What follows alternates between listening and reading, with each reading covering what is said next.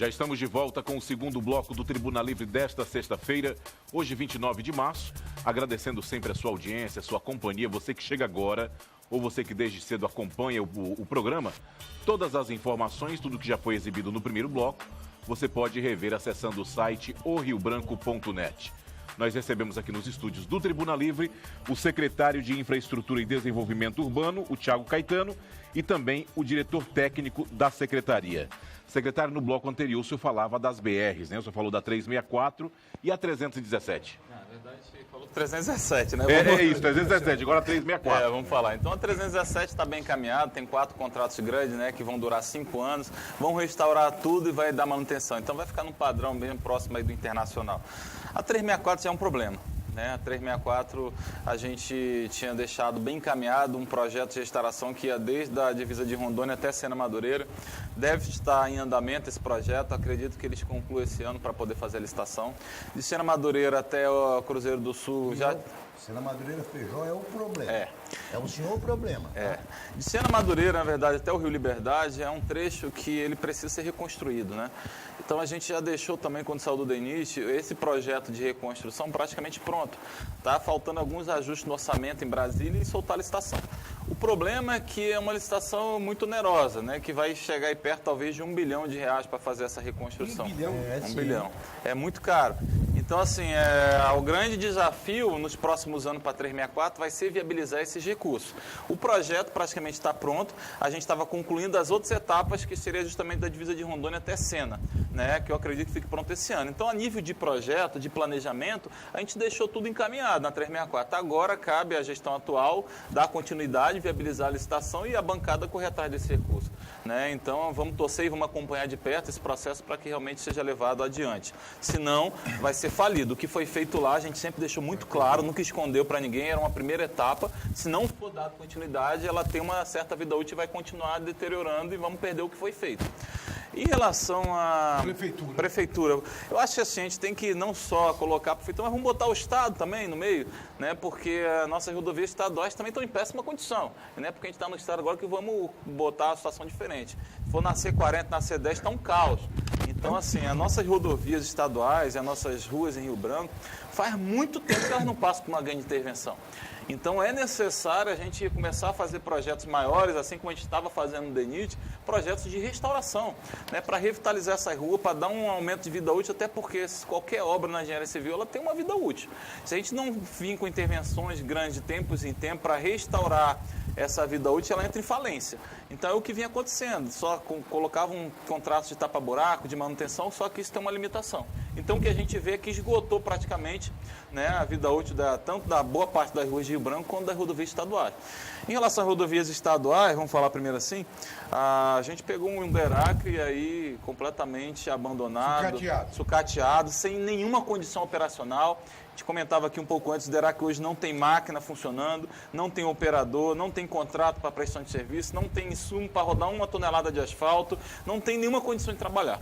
É óbvio que a gente está tentando reerguer, mas a gente precisa trabalhar e mostrar algum resultado. Então, dentro disso, foi que o governador iniciou aquela conversa com a prefeita Socorro Nery para a gente construir parcerias. A primeira parceria que o Deracre construiu foi já em janeiro com a Prefeitura de Cruzeiro do Sul, onde a gente pôde entrar com uma ação emergencial na C405 que liga Cruzeiro do Sul a Manso Lima. Já foi feita essa ação. Agora a nossa meta é entrar com a mesma ação emergencial na C40 e na C10. Então a gente já praticamente está fechando um convênio com a EMURB para entrar numa ação emergencial.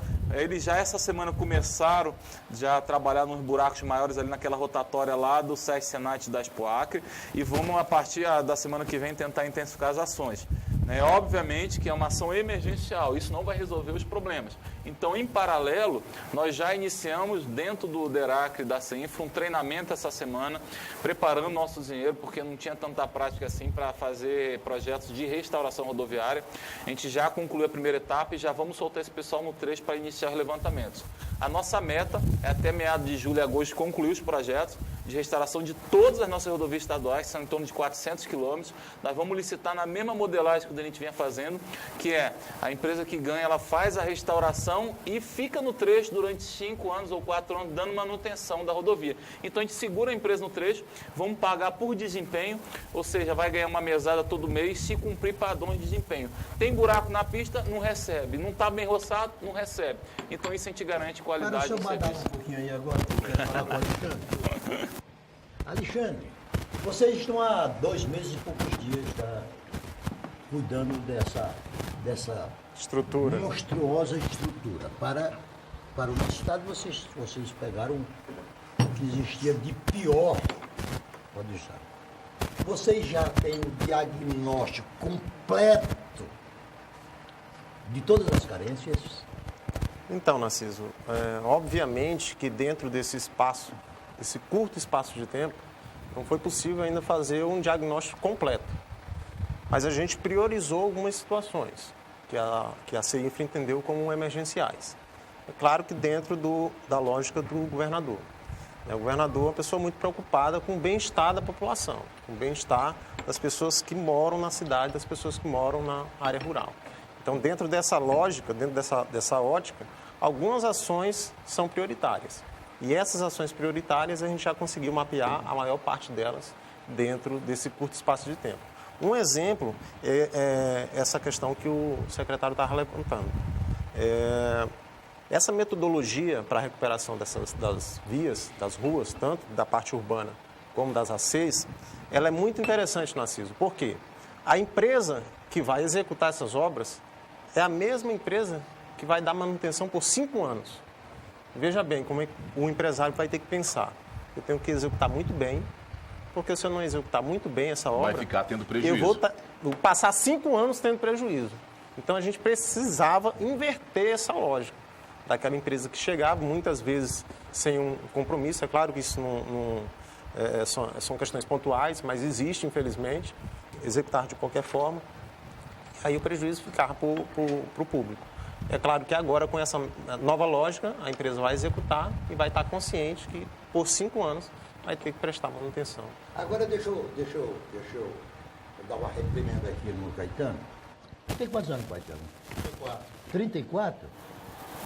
Ele fala de DENIT, como se ele estivesse falando com um idiota. Não, aí tem 3 vezes a tua idade. Isso é uma inspiração pra gente. Há 45 anos atrás, quando eu me formei em engenharia, eu fui ser engenheiro do DNR. Você vê aí, né? Mas naquele tempo... Não. Eu trabalhei na construção da estrada que liga Natal a João Pessoa, a duplicação daquela estrada. Então, o Caetano, eu acho que vocês dois, eu estou ouvindo pela primeira vez 2 mensagens otimistas de membros do governo. Porque uma das coisas que, na oportunidade que eu tiver de conversar com o governador Gladys, eu vou dizer para ele que mande que esses secretário catastrófico cale a boca, que a sociedade não quer ver. Eu já vi aqui... Só reclamação, né? Já vi aqui secretário de governo, olha que estutice maluca, chegar a dizer que nós estamos correndo risco de até outubro o Estado não ter dinheiro para pagar a folha de pagamento de pessoal. Ora, que você está dando... Você está tirando sangue de um corpo anêmico. Não. Nós temos que injetar sangue novo. Narciso, além disso... E estou gostando, Caetano. Tá ainda que vocês não consigam, mas continue otimista. Nós vamos... Sabe por quê, ô Alexandre? Tu vai. Pensei que ia parar. Não vou parar ainda não. Cala a tua boca. Alexandre, o governador Gladys é o único governador do Brasil. O único. Pode o de São Paulo, Rio, Minas... que possui um capital político inestimável, que é a presença de 3 senadores aliados junto a ele. Isso representa... Primeiro secretário do Senado. Isso representa um poder político que nessas negociações que o governo federal vai ter que fazer, é a hora da gente botar o pé no bucho dessa gente, não é isso. Tá bom. Eu só acrescentaria, eu também entro nesse entusiasmo do Narciso. Eu só acrescentaria que você disse uma coisa que para mim que é fundamental. E isso foi um compromisso, inclusive, do governo, dentro do seu plano de governo. Fazer as ações junto com o setor envolvido. Por exemplo, você disse que quer fazer todo esse trabalho com as organizações, com as empresas, escutando as empresas, ouvindo as empresas, as sugestões das empresas, qual é a melhor forma de se trabalhar. Para mim isso é fundamental. E aí onde você vai conseguir bons resultados é através dessa parceria, governo e empresa. Empresa e eu acho também sociedade, por que não falar? Né? Sim. Vou te dar um exemplo claro aqui, envolvendo agora a DEPASA, falando de DEPASA. Um dos maiores problemas que nós temos no DEPASA hoje é a parte de esgotamento sanitário. Então, assim, foi feita a construção de uma série de elevatórias, de estações de tratamento compacta, e não pensou-se no posterior, né? Então, assim, concluiu, muitas delas, dezenas delas, foi concluída e logo depois foi vandalizada. E hoje não estão em funcionamento. Então, são investimentos milionários que não estão em funcionamento. E se a gente for, enquanto poder público, por exemplo, botar uma vigilância armada lá, isso é 20 mil por unidade. Aí, quando a gente vai botando na ponta lá, daqui a pouco está dando 2 milhões e meio só para manter uma vigilância, para não deixar vandalizar. E aí a gente começou a discutir muito isso entre a gente, DEPASA, com as comunidades e tal. A gente teve uma ideia. Não sei se vai dar certo. Mas tem tudo para dar certo com o que a gente já conversou. Qual seria a ideia? A gente chamar as associações de bairro, onde tem essas ETs compactas, conversar com ela, ver se está com o CNPJ ok, está juridicamente, então vamos fazer aqui um acordo de cooperação com o poder público. Como é que vai ser esse acordo? Nós vamos entrar, vamos dar treinamento para membros que a associação vai escolher através do método lá. Ótimo. Nós vamos dar um treinamento, essas pessoas vão ser operadoras daquelas ETs, ou seja, vão dar manutenção e automaticamente vão estar cuidando ali, zelando pela vigilância e o cuidado dela. E nós vamos remunerar essas pessoas. Entendeu? Para a gente isso é muito mais barato, a gente gera emprego dentro da comunidade, pessoas vão estar sendo capacitadas, vão estar trabalhando 3, 4, 5 pessoas, mais barato do que a gente pagaria por fora e mais do que isso. Vai divide a responsabilidade. Divide e a gente vai colocar em funcionamento, que é o mais importante, né, para a gente não estar tendo problema. Então são uma das ações que nós estamos trabalhando, tem muitas delas. E não adianta a gente pensar em obras estratosféricas se não tiver o atendimento à sociedade. Né? Se não tiver o bem comum final, se não atender a expectativa do empresário e da sociedade. Então vamos sim levar essas parcerias adiante e vamos estar conversando sempre. Ainda, Narciso, dentro daquilo que você colocou, eu acho que é importante. Por que você não fez nenhuma pergunta para o Alexandre ainda? Vou fazer. Vem, Vassa. Dentro do que você colocou, é importante que o governo comece também a mostrar, através do seu secretariado, aquilo que ele propôs à sociedade. E Caetano, eu estou te chamando de Caetano, teu pai, está vindo muita notícia negativa. Nós precisamos quebrar esse círculo. Para dar confiança. Dar confiança. Para investidores, né? É isso? Com certeza. Com certeza. Então, a gente não pode ficar olhando para trás. A gente está num carro aqui, mas se ficar com o olho no retrovisor, vai bater o carro. Exatamente. A gente tem que olhar para frente. Uma outra situação que o secretário tinha acabado de colocar, Narciso, essa questão de colocar a própria comunidade para cuidar das ETs, isso é magnífico. Isso gera um sentimento de pertencimento. Aquela obra pública ali é minha, ela está me servindo. Então, assim... Até porque, na realidade, é dele mesmo. É Ele dele, parar de funcionar, ele perde o emprego, o prejuízo é dele. O filho dele vai adoecer por conta da Eu já falta de citei saneamento. isso aqui, ô Alexandre, o exemplo seguinte. Eu me lembro que uma das vezes que eu entrei no metrô de Londres, tinha uma propaganda Foi longe dentro agora. do Ele ônibus. sempre fala no metrô de Londres, né? De ônibus. Não, mas é porque é bom que se diga que o acolchoado do banco já fazia 100 anos que estava ali. Aqui, nós aqui, entra num ônibus de 2, 3 Isso é anos. nível de idade, Brasil, né, Narciso? o cara entra com a gilete, outro risca, quer dizer. Então, também a educação, que esse propósito, essa ideia de vocês compartilham a responsabilidade com a própria sociedade. Olha, essa estação de tratamento e essa elevatória não está servindo a mim não, que eu moro lá no outro bairro. É Exatamente. você que tem que cuidar dela. Exatamente. Nesse aspecto, Narciso, assim, alguns paradigmas precisavam ser quebrados.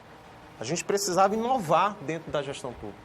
Não adianta continuar fazendo a mesma coisa que já vinha há algum tempo.